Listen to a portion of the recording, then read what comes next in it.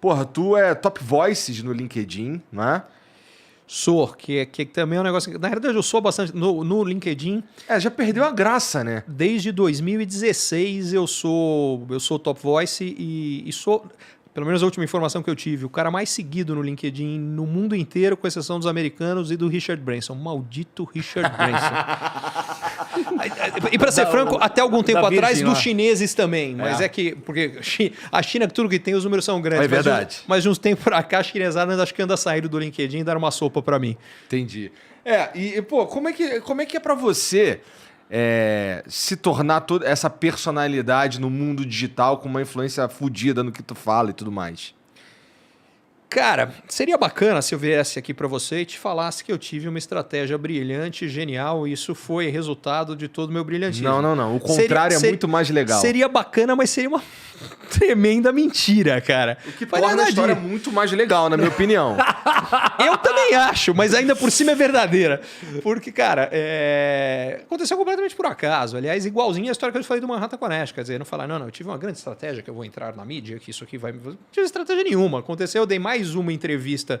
Aquela ali devia ser a 25ª entrevista que eu estava dando naquela semana e eu não tinha mais pálida ideia do que aquele negócio ia gerar. Então, só uma parte que eu estou lembrando de uma história engraçada, quando eu estou falando desse monte de entrevista que eu dava na época. Eu trabalhava na... Ah, não, isso não foi na época, foi um pouco depois, porque foi em outra empresa que eu estava. Nessa época eu trabalhava numa empresa uma consultoria de investimento britânica que chamava Idea Global. Mas depois, quando eu estava trabalhando no STLB, que é um banco alemão, eu fazia parte da delegação do banco que ia para as grandes reuniões de banqueiros, reunião do FBI, reunião de não sei o quê, enfim. Mas eu literalmente, devia aí, sei lá, não lembro quantas pessoas do banco iam, 20 pessoas. Eu era o cara mais júnior da equipe inteira. Com toda certeza, eu era o cara mais baixo de ranking, de idade, de senioria, de qualquer coisa que você quisesse. Eu era o cara mais fraco que tinha na equipe. Mas tinha uma situação que era engraçada, que era quando a gente tinha reunião com os banqueiros dos bancos da América Central. Porque uma coisa que eu vivia dando entrevista lá era para a CNN em espanhol. E nesses países pequenos, a CNN em espanhol era... Pelo menos na época, não sei como é que é essa história hoje, acho que deve ser diferente, não sei. Mas na época, cara, era a Globo deles, era que dominava, todo mundo via aquilo. Moral da história. Tu era famosão. Eu era muito mais famoso, na República Dominicana do que eu era no Brasil. A ponto de que os donos dos bancos, quando me viam nas reuniões, queriam bater foto comigo.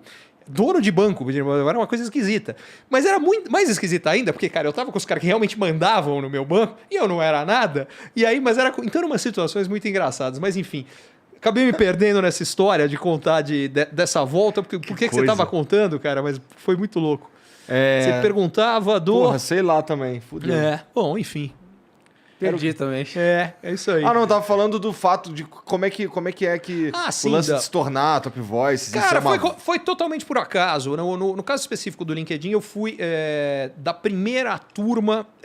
Bom, antes de mais nada, eu sou usuário do LinkedIn desde que o LinkedIn nasceu, se não me engano, em 2009. Eu usava LinkedIn desde o começo.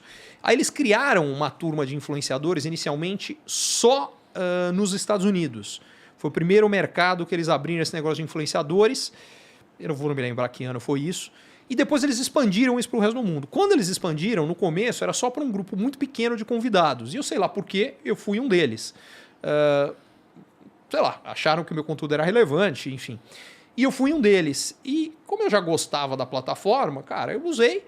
E aí o negócio cresceu pra caramba, completamente por acaso. Em geral, o que eu colocava lá eram entrevistas que eu dava em outros lugares. Então, eu vim aqui no Flow, tá aqui o link da coisa da entrevista. Cara, o negócio explodiu. A ponto... Essa história é divertida também. Provavelmente não é mais verdade, tá? Porque essa história que eu vou contar tem uns 3 ou 4 anos. Mas a história foi o seguinte...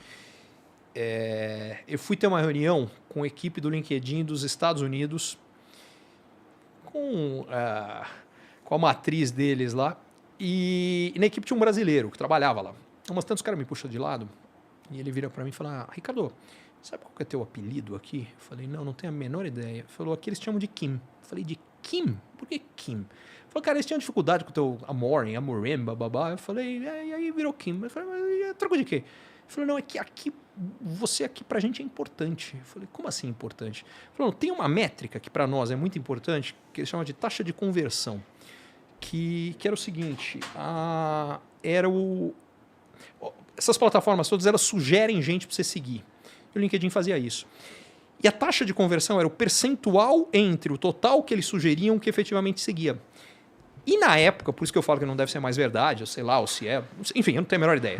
A informação é velha. Na época, naquele momento, que de novo, eu não sei exatamente quanto tempo faz, 4, 5 anos, sei lá, 3 talvez, acho que mais para 4, mas não sei. A minha era mais alta no mundo inteiro no LinkedIn. Toda a plataforma do LinkedIn, eu tinha a maior taxa de conversão do mundo. E aí eles vieram falar, então, pra gente, você é a Kim Kardashian do LinkedIn. Então é Kim. E aí eu vi... Entendi, caralho. E aí eu dei risada da história e falei, cara, eu não sei se eu consigo encarar muita coisa que ela consegue fazer, não. Acho que vocês estão mal de Kim Kardashian. E foi engraçado, porque aí eu virei pro cara e falei, cara, tô super honrado, mas eu não tô entendendo. Porque, sei lá...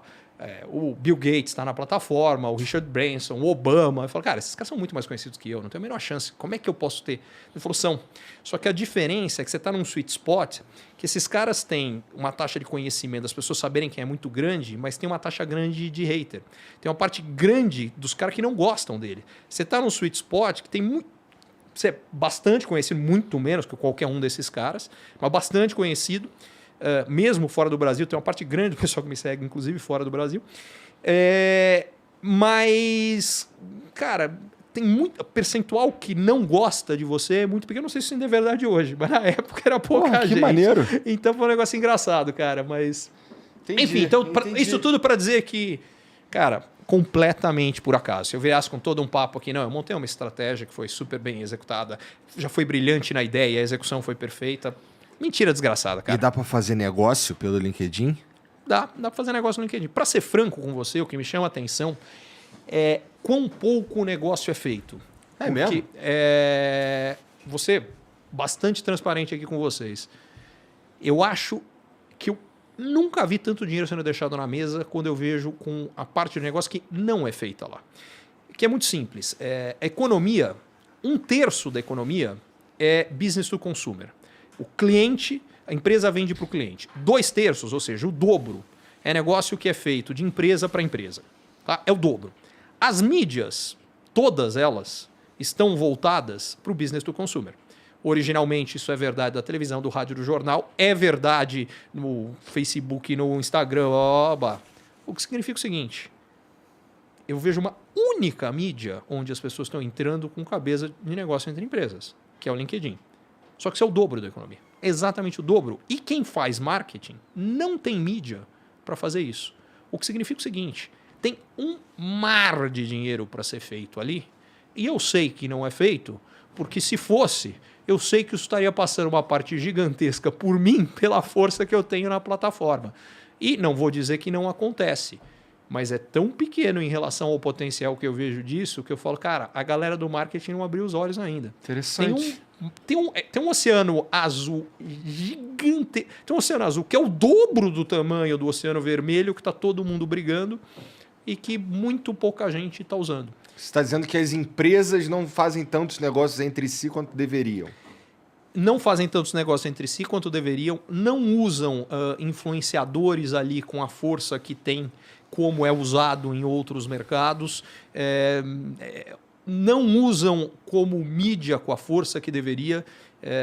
E assim, é matador, porque você consegue definir, eu quero fazer a minha campanha só para falar com CEO de empresa do setor X, de tamanho tal, localizado em tal lugar, com faturamento tal. Ou, cara, meu caso, meu exemplo, outra coisa, para ser franco, que mais me impressiona no LinkedIn, não são nem coisa de número de seguidores, porque os números de seguidores lá, e talvez essa é a explicação pela qual, cabeça de business to consumer, os números do LinkedIn de seguidores são muito menores. Porque a plataforma é muito menor do que um Instagram da vida. Então, sei lá, eu falei, cara, que eu sou muito grande lá. Sou muito grande lá, eu não chego a bater, bato um pouco menos de 3 milhões de seguidores. Que para outras plataformas isso não é nada. É porcaria. Agora, a diferença é que... 3 milhões é coisa pra caralho. Cara, a parte importante é que nos 3 milhões de seguidores, 40% é C-level de empresa. Desde C-level de MEI, quer dizer que o cara é ele mesmo, até o C-level das maiores empresas do mundo. Então, cara, tem um mercado ali para ser explorado que é gigante. Outra coisa, 3 milhões é pouco, mas eu estava vendo um número, esse é assustador. No último semestre, os meus posts chegaram só no LinkedIn em mais de 1 bilhão de pessoas diferentes. Isso é meio assustador. Isso quando eu vi... Você teve a reação que eu tive quando eu vi. Porque eu falei... No LinkedIn? No LinkedIn, só no LinkedIn. Então, o que isso aqui significa, cara? Eu olhei para isso aí e falei, bicho... Primeira coisa que ficou clara ali para mim, falei, cara, tá indo muito além do mercado brasileiro. Uhum. E por que tá? Porque o LinkedIn tem uma coisa que facilita, que, cara, você traduz o post no que tiver para a língua do cara onde tiver. Então, eu não tenho barreira, eu posso publicar em português, estou chegando em quem for. E essa é a parte mais engraçada, porque eu não, em geral, às vezes eu estou falando de coisas globais, mas em geral eu estou falando de coisas de Brasil. Mas é que eu falo muita coisa de tecnologia também, isso eu acho que é mais geral, pouco importa onde o cara tá. Empreendedorismo, inovação, mesmo finanças, isso é global, então isso funciona. Mas enfim, o meu ponto é que tem as pessoas estão olhando, tá isso aqui, elas estão olhando para isso aqui e o resto todo aqui tá de fora e tá passando E batido. tu não consegue se aproveitar disso? Em parte já estou. Tá. Estou trabalhando em como aumentar isto aqui, mas eu acho que... Precisa de mais gente. A grande questão passa... Por exemplo, o comentário que eu fiz sobre marketing. O que isso tem? Os marqueteiros foram formados no mundo de produto de consumo. Então a cabeça deles é de produto. Por quê? Porque na época, vamos voltar para a televisão. Então eu sou uma empresa que vende para outra empresa. Eu não vou anunciar na televisão, no rádio, não sei o quê, porque eu estou dando um tiro de canhão para matar. Não faz sentido. Então o cara não tinha mídia. O meu ponto é que criou a mídia, mas não criou os profissionais que estão acostumados a trabalhar com isso.